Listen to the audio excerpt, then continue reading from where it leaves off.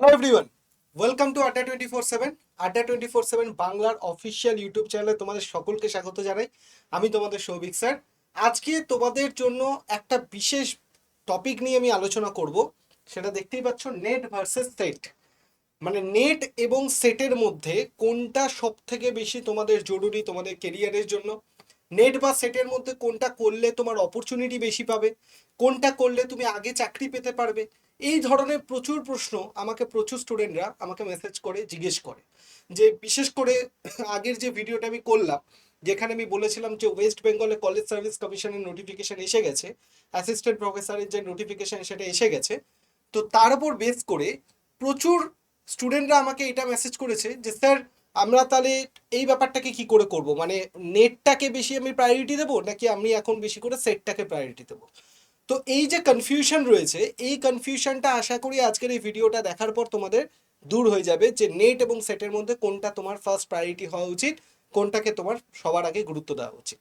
ঠিক আছে, চলো দেখে নাও আজকের এই ভিডিওতে তাহলে আমরা কি কি জানবো। প্রথম যেটা জানবো, নেট আর সেটের মধ্যে কি কি পার্থক্য রয়েছে। এটা সবার আগে আমাদের জানতে হবে, যে কোনো একটা জিনিসকে আলাদা কোনটা বেটার সেটা বোঝার আগে দুটোর মধ্যে পার্থক্য কি রয়েছে সেটা আগে জানাটা খুব দরকার। যে নেট কি সেট কি দুটোর মধ্যে কি পার্থক্য সেটা জানাটা দরকার। নেক্সট দেখে নাও, আরেকটা জিনিস জানবো, যদি তোমার সেট কোয়ালিফাই হয়ে যায় তাহলে কি নেট পরীক্ষা দেওয়ার দরকার আছে, বা তোমার যদি নেট কোয়ালিফাই হয়ে যায় তাহলে কি সেট পরীক্ষা দেওয়া দরকার আছে। এইটা মেন প্রশ্ন। প্রচুর স্টুডেন্ট এই প্রশ্নটা করে, যে নেট হয়ে গেছে আমি কি সেট দেবো, নাকি সেট হয়ে গেছে আমি কি নেট দেবো। এই প্রশ্নটা প্রচুর স্টুডেন্টের মধ্যে থাকে। তো আজকে এই ভিডিওটা দেখে নাও ভালো করে, তোমার এই বিষয়টা একদম পরিষ্কার ক্লিয়ার হয়ে যাবে। নেক্সট দেখে নাও, নেক্সট বলছে দুটি পরীক্ষার এলিজিবিলিটি এবং ভ্যালিডিটি, এই দুটোর মধ্যে পার্থক্য কি রয়েছে। মানে নেটের এলিজিবিলিটি কি, নেট দেওয়ার জন্য কি এলিজিবিলিটি দরকার, সেট দেওয়ার জন্য কি এলিজিবিলিটি দরকার, নেট এবং সেটের পরীক্ষা তুমি কত বয়স অবধি দিতে পারবে, এই সমস্ত বিষয়গুলো। এবং দুটো ধরো পরীক্ষা তুমি পাস করলে এটা কতদিন অবধি ভ্যালিড থাকবে, এই সমস্ত বিষয় আজকে এই ভিডিওতে বা এই ক্লাসে আমরা সেটাকে ডিসকাস করব। ঠিক আছে, চল দেখা যাক তাহলে কি বলছে। প্রথম যেটা রয়েছে, নেট ও সেটের মধ্যে কি পার্থক্য রয়েছে, এটা আমাদের প্রথম জানতে হবে। তোমরা নিশ্চয়ই বুঝতে পেরেছো, নেট আর সেট, নেটের কি রয়েছে এন রয়েছে, আর সেটের কি রয়েছে এস রয়েছে। তাই নেট এবং সেট মানে দুটোর মধ্যে কি পার্থক্য, একটা হচ্ছে ন্যাশনাল লেভেলের এক্সাম, আর সেট মানে হচ্ছে একটা স্টেট লেভেলের এক্সাম। ঠিক আছে, তো ন্যাশনাল এলিজিবিলিটি টেস্ট যেটা থাকে সেটা হচ্ছে নেট পরীক্ষা, আর সেট পরীক্ষা হচ্ছে স্টেট এলিজিবিলিটি টেস্ট। ঠিক আছে, মানে যেটা একটা রাজ্যের মধ্যে সীমিত থাকে। এবার দেখো, নেট এবং সেট এই দুটো পরীক্ষাই কিসের জন্য, অ্যাসিস্ট্যান্ট প্রফেসর পদের যোগ্যতা নির্ধারণকারী পরীক্ষা। মানে নেট এবং সেট দুটো পরীক্ষায় কন্ডাক্ট করা হয় কিসের জন্য, অ্যাসিস্ট্যান্ট প্রফেসর হওয়ার এলিজিবিলিটিকে চেক করার জন্য। মাইন্ডেড, এটা কিন্তু অনেকেই ভুলভাবে যে নেট সেট পাস করা মানেই অ্যাসিস্ট্যান্ট প্রফেসর, তা কিন্তু নয়। নেট সেট পাস করলে মানে তুমি অ্যাসিস্ট্যান্ট প্রফেসর হওয়ার এলিজিবিলিটিটা পেলে। এবার নেট এবং সেট পাস করার পর অ্যাসিস্ট্যান্ট প্রফেসর হওয়ার যে রিক্রুটমেন্টগুলো বেরায়, সেখানে তোমাকে অ্যাপ্লাই করতে হবে, ইন্টারভিউর মাধ্যমে তোমার ফাইনাল জব তুমি পাবে। যেটা কিনা আগের দিন কলেজ সার্ভিস কমিশনের যে ভিডিওটায় বলেছিলাম, যে কলেজ সার্ভিস কমিশনের মাধ্যমে ওয়েস্ট বেঙ্গলে অ্যাসিস্ট্যান্ট প্রফেসরের রিক্রুটমেন্ট বেরিয়েছে।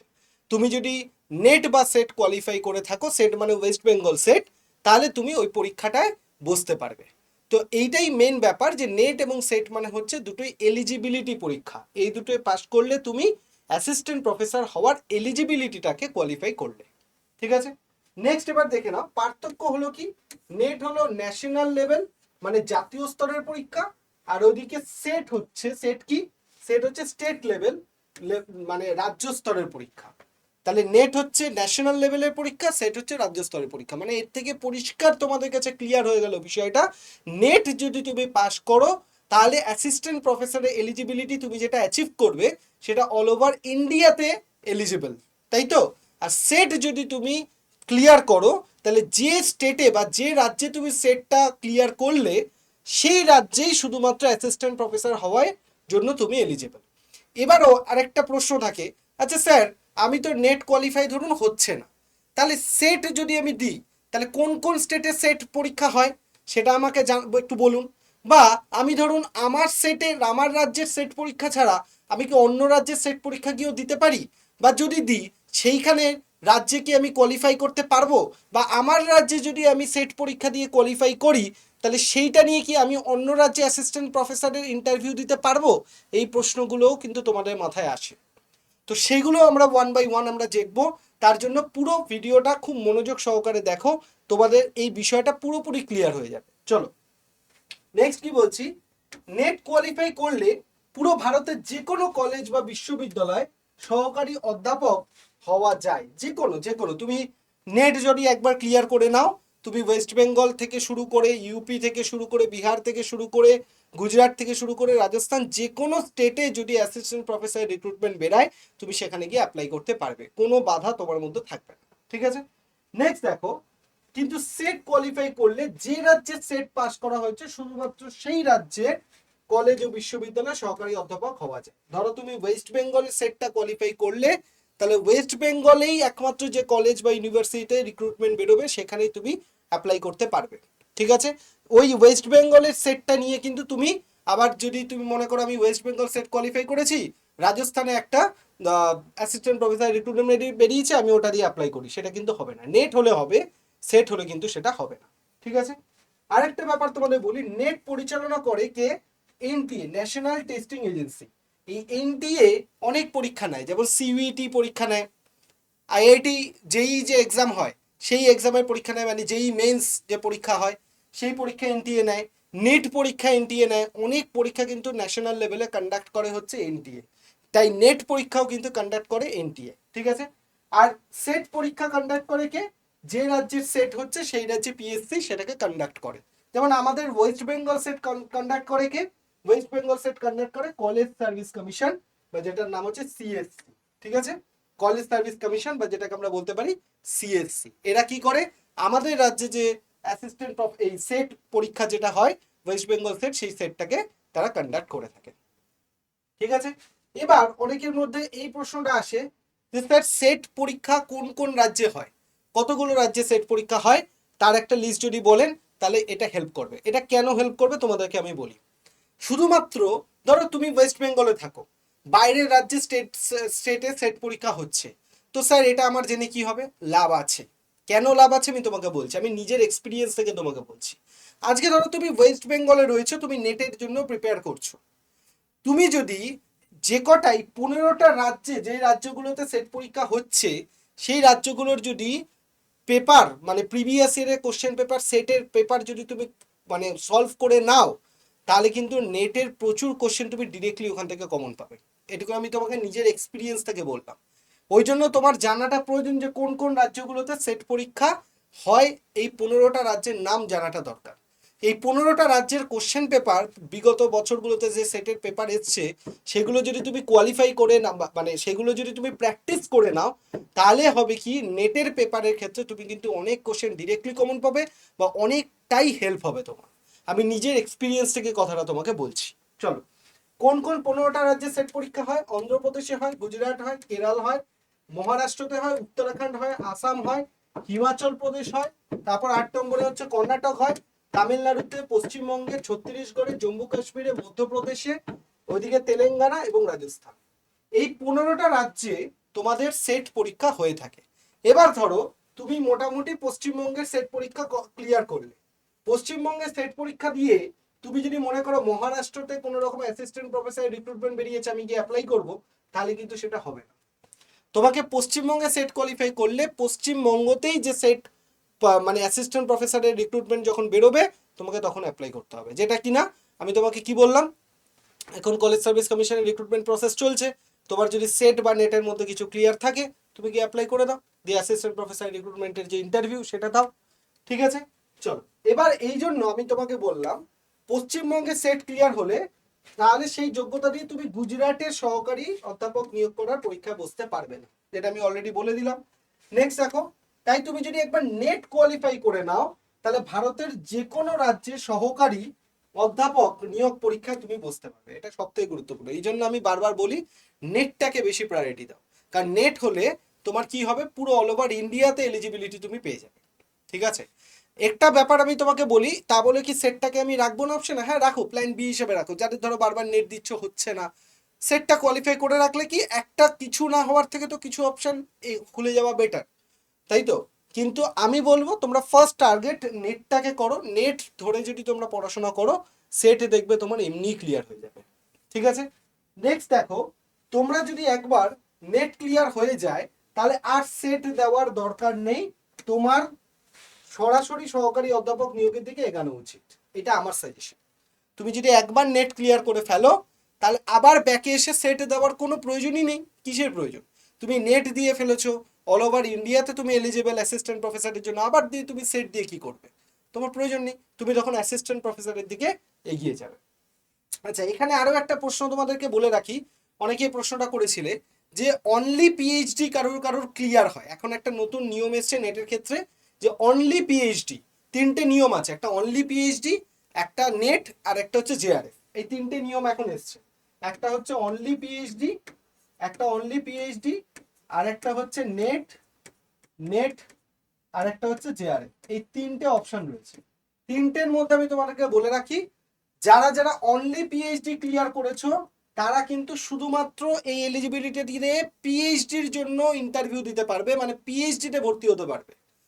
তুমি কিন্তু অ্যাসিস্ট্যান্ট প্রফেসরের যে ইন্টারভিউ, সেগুলো কিন্তু দিতে পারবে না, কোথাও দিতে পারবে না, না স্টেটে না ন্যাশনাল কোনো জায়গায়, কোথাও পারবে না। শুধুমাত্র পিএইচডিতে ভর্তি হওয়ার সুযোগ তুমি পাবে। ঠিক আছে?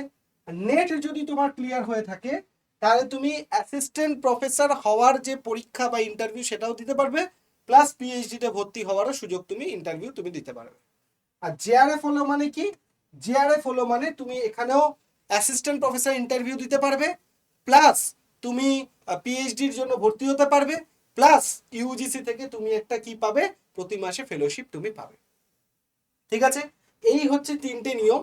এবার এখানে একটা ব্যাপার রয়েছে, যারা অনলি পিএইচডি কমপ্লিট ক্লিয়ার করে, তাদের কিন্তু জবে থেকে পিএইচডিটা কমপ্লিট করলো, তার 1 বছরের মধ্যে কিন্তু, ধরো জুন 2026-এ যদি কেউ ক্লিয়ার করে অনলি পিএইচডি, তাকে নেক্সট জুন 2027-এর আগে কিন্তু তোমাকে ওই সার্টিফিকেটটা নিয়ে পিএইচডিতে ভর্তি হতে হবে।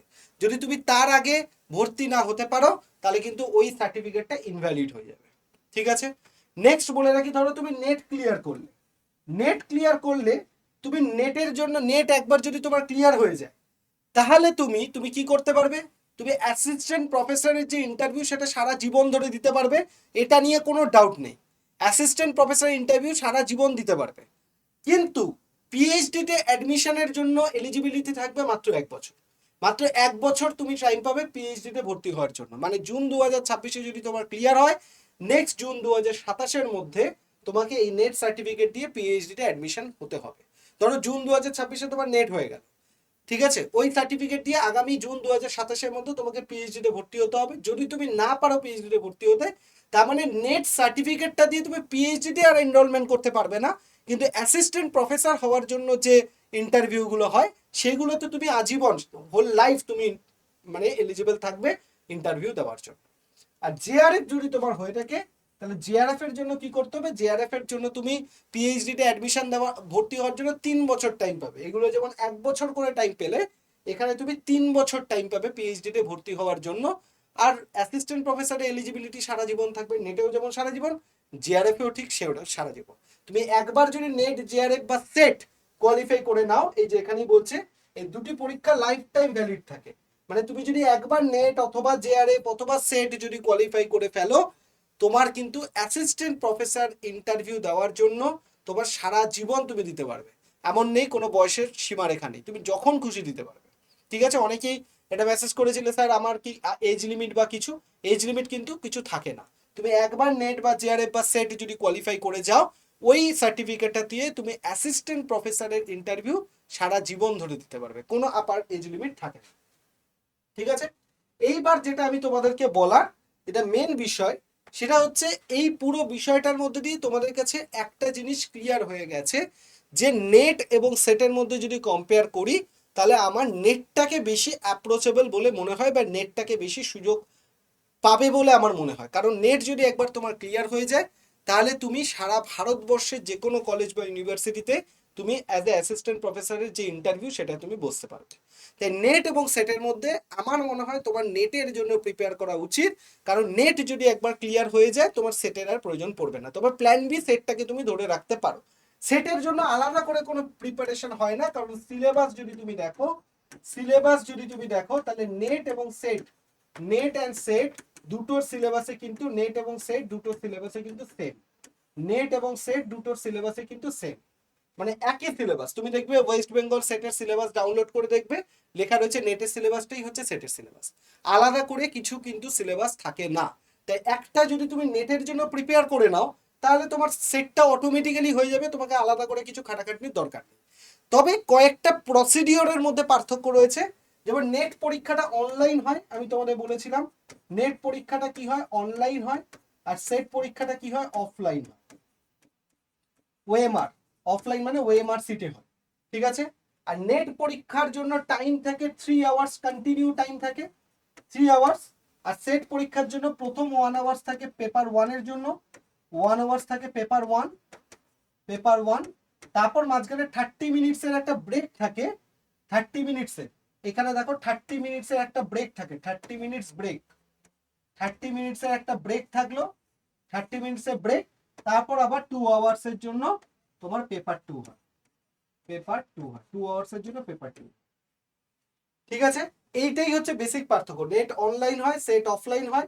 নেটের ক্ষেত্রে 3 ঘন্টা টানা পরীক্ষা চলে, কিন্তু সেটের ক্ষেত্রে 1 ঘন্টা পেপার 1 হয়, তারপর 30 মিনিট গ্যাপ দিয়ে আবার 2 ঘন্টা পেপার 2 হয়। এইটুকুন জাস্ট পার্থক্য, বাকি সিলেবাস তো সেম। তাই নেটের জন্য যদি তুমি প্রিপেয়ার করে নাও সেটটা নিয়ে আর কোনো চিন্তা ভাবনা তোমার করতে হবে না, অটোমেটিক্যালি তোমার হয়ে যাবে, ঠিক আছে। এছাড়া যদি তোমার মনে হয় যে তুমি নেট পরীক্ষার জন্য প্রিপারেশন করছো, বা নেট ক্লিয়ার হয়ে গেছে, জেআরএফ এর জন্য প্রিপারেশন করছো, ওয়েস্ট বেঙ্গল সেটের জন্য প্রিপারেশন করছো, তাহলে তোমার একটা বেসিক গাইডেন্স প্রয়োজন, যে কিভাবে তোমাকে পড়তে হবে, কিভাবে সিলেবাস তোমাকে রেডি করতে হবে, কিভাবে প্র্যাকটিস করতে হবে। এই সমস্ত বিষয়গুলো আমি সৌভিক স্যার তোমাদের এই ইউটিউব চ্যানেলে ডে টু ডে আপডেট দেবো, ক্লাসেস নেবো, সব কিছু তুমি পেয়ে যাবে। কিন্তু আরও একটা জিনিস যেটা তোমাদের দরকার, সব কিছু তো ভিডিও বানিয়ে করা সম্ভব হয় না। ধরো কোনো একটা আপডেট আমি পেলাম, সঙ্গে সঙ্গে হোয়াটসঅ্যাপ গ্রুপে শেয়ার করে দিলাম, এবং প্রতিদিন আমি কি করি, ছোট ছোট প্রশ্ন দিই, পোল করি, এবং সেই পোলগুলো স্টুডেন্টরা উত্তর দেয়, প্রতিদিন রাতের বেলা সেগুলোকে আমি অ্যানালিসিস করে দিই, ছোট ছোট প্রতিদিন পড়াশোনার মধ্যে কিন্তু তৈরি হয়। তো এই যে হোয়াটসঅ্যাপ গ্রুপটা তোমরা দেখতে পাচ্ছ 8159916685, এই নাম্বারটায় তুমি যদি একবার হোয়াটসঅ্যাপ গ্রুপে জুড়ে যাও আজকে এই মুহূর্তে, যে মুহূর্তে ভিডিওটা দেখছো সেই মুহূর্ত থেকে, তাহলে কি হবে, তুমি কন্টিনিউয়াসলি একটা পড়াশোনার কালচারের মধ্যে ঢুকে পড়বে। কন্টিনিউয়াসলি রোজ দিন আলোচনা চলছে, রোজ দিন কোশ্চেন প্র্যাকটিস চলছে, রোজ দিন কিছু না কিছু আপডেশনের মধ্যে তুমি চলবে। একটা জিনিস মাথায় রাখবে, তুমি কিন্তু বাড়িতে বসে দুশ্চিন্তা করে আমার কি হবে আমার কি হবে, তুমি নিজের লাইফের পরিবর্তন ঘটাতে পারবে না ভাই। লাইফের পরিবর্তন ঘটাতে গেলে তোমাকে কাজ করতে হবে, আর তোমাদের কাছে এই অবস্থায় কাজ কি, পড়াশোনা করা। কারণ একমাত্র এই পড়াশোনার মাধ্যমে তুমি কিন্তু তোমার জীবনটাকে পরিবর্তন করতে পারবে। আগামী 6টা মাস তোমার কিরকম যাবে সেটা নির্ভর করছে আজকে এই মুহূর্তে তুমি কিরকম ভাবে প্ল্যান করছো বা কিভাবে পড়াশোনা করছো তার উপর। তাই আমি তোমাদেরকে বলবো, যারা যারা পরীক্ষাটা নিয়ে সিরিয়াস প্রিপারেশন নিতে চাও তারা এই হোয়াটসঅ্যাপ নাম্বারে জাস্ট মেসেজ করো, গ্রুপটায় জুড়ে যাও। গ্রুপটায় জুড়ে গেলে তোমরা ডে টু ডে আপডেট পাবে, সমস্ত ধরনের আপডেশনের মধ্যে থাকবে, তোমাদের আর কোনো চিন্তা থাকবে না। এবং আমি যখন তোমাদের প্রতিশ্রুতি দিয়েছি যে জুন 2026-এ তোমাদের এত ভালো করে রেডি করে দেবো, তোমাদের আর কোনো চিন্তার দরকার নেই। যে যেখানে আটকে আছো, নেট হচ্ছে না নেট হয়ে যাবে, জেআরএফ হচ্ছে না জেআরএফ হয়ে যাবে, সেট হচ্ছে না সেট হয়ে যাবে, সব কিছু হয়ে যাবে।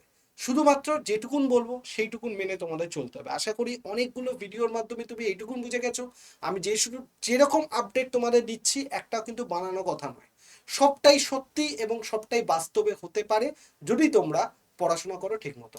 আমি দেখতে চাই আগামী জুন 2026-এর নেটের রেজাল্টের পর যাতে এত স্টুডেন্ট আমার ক্লাসটাকে কোয়ালিফাই করে, আমি ইন্টারভিউ করতে করতে যেন হাঁপিয়ে যাই, এইটুকুন আমি জাস্ট দেখতে চাই, ঠিক আছে।